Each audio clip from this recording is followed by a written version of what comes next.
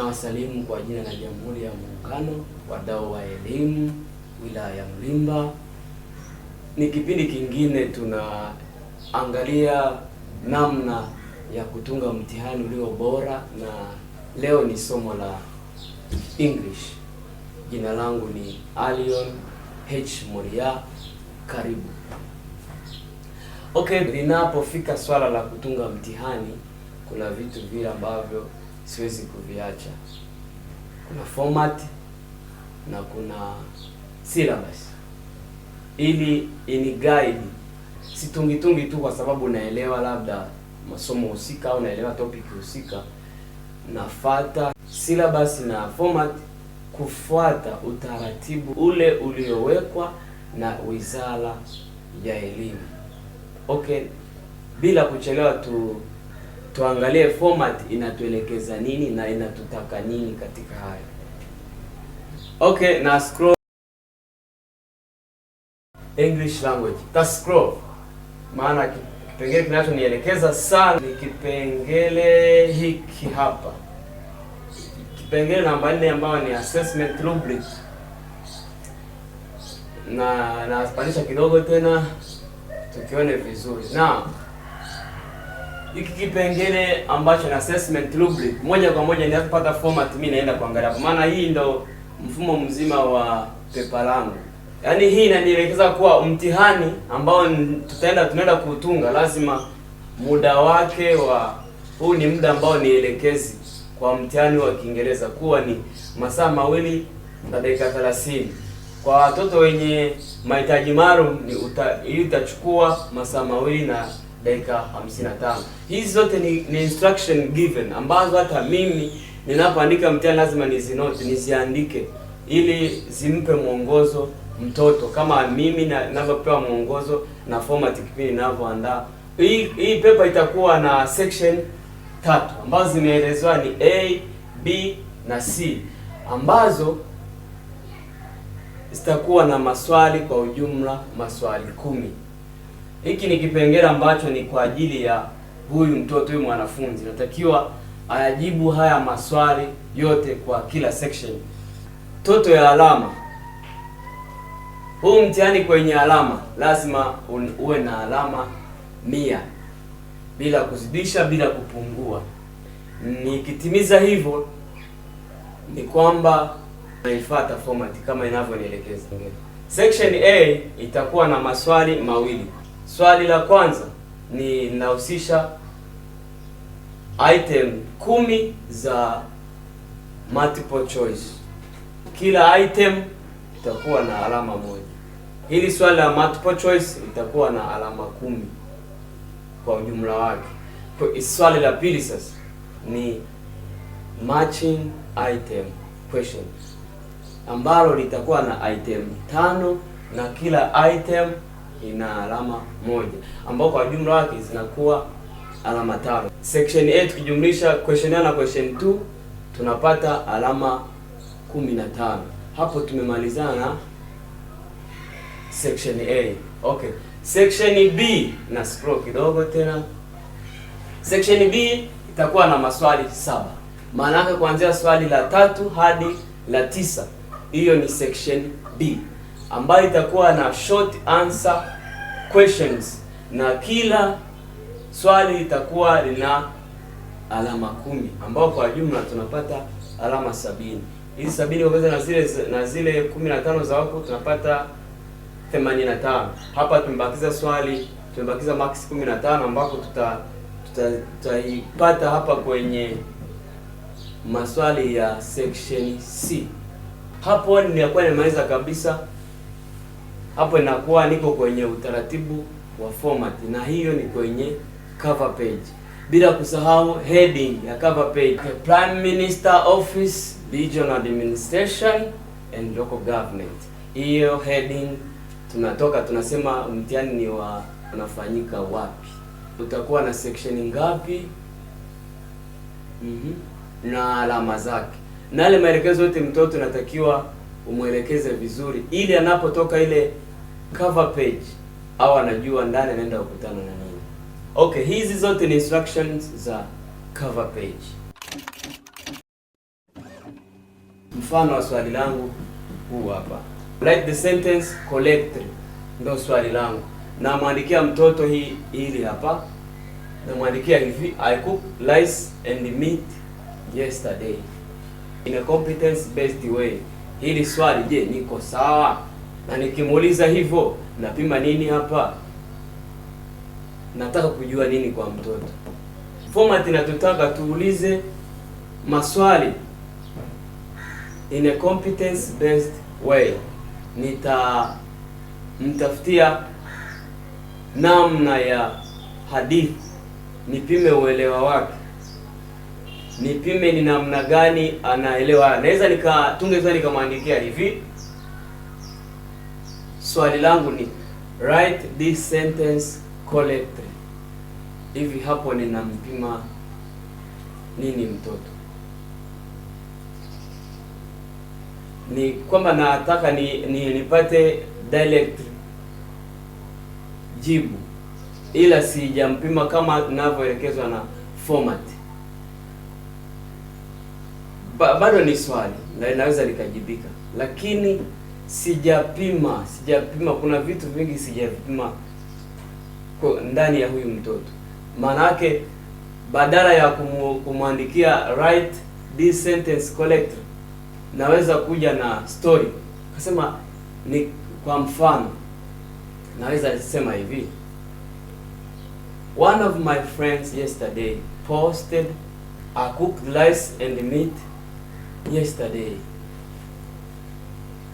So I'm asking, if you find the error, underline it and write the sentence in a correct way. Maswali ya namna hiyo yanamfikirisha mtoto, ila mpima kwenye vocabulary za kumesha mpima namna ya uelewa wake, namna ya uandishi wake, namna anaweza kuchambua, aweze kujibu hili swali, akupe jibu kwa ufasaha.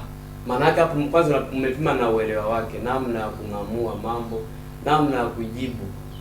Tuulize maswali ambayo kwa mjibu wa format tunapaswa kuyatunga na kuuliza watoto wetu. Nilikuwa nakupitisha hapa kwenye mfano wa namna unatumia competence base kutunga maswali. Turudi kwenye format. Competences to be assessed using ICT tools to search for information from different sources. Katika hii topic umtungie mtoto maswali in a competence based way. Vivyo hivyo kwenye topic ya pili, topic ya tatu, ya nne na kadhalika. Usitoke kwenye maelekezo ya format. Tutakuwa sawa.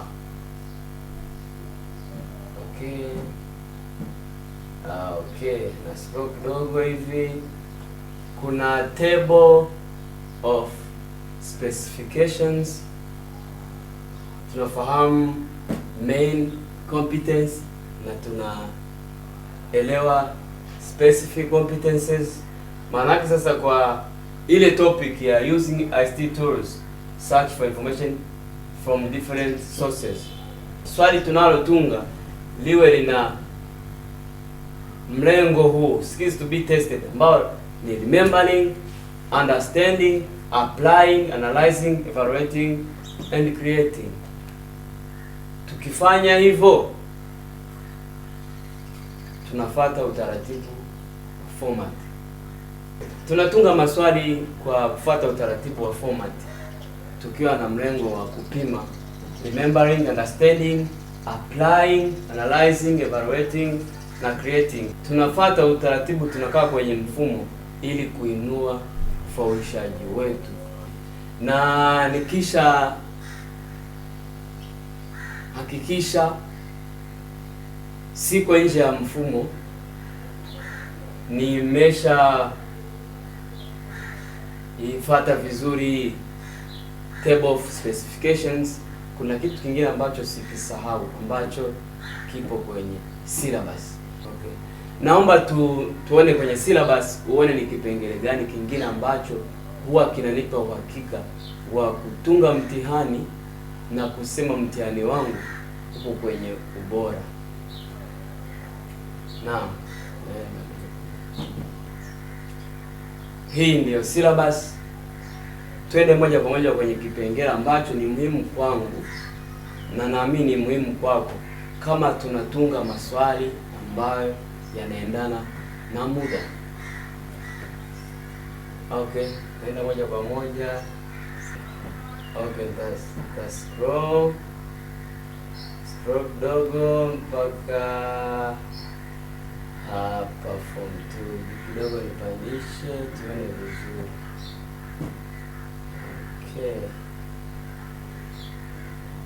Okay. Main competence, specific competence, learning activities, suggested teaching and learning methods, assessment criteria, suggested teaching and learning resources. Kipengele changu kabisa ninachodili nacho kwa eneo hili hapa ni hiki hapa, ni number of periods. Hiki kinanipa uhakika naanzia wapi naishia wapi kwenye kutunga mtihani. Ninao kalenda ya shule inayoonyesha idadi ya vipindi vya masomo kwa mwaka, school timetable, ili nipate uhuru wa kutunga swali kwa topic husika. Naangalia muda na kwa mujibu wa syllabus, je, tuko topiki ipi na tumeifika wapi? Haijalishi imefundishwa haijafundishwa, syllabus inaniambia paka hapa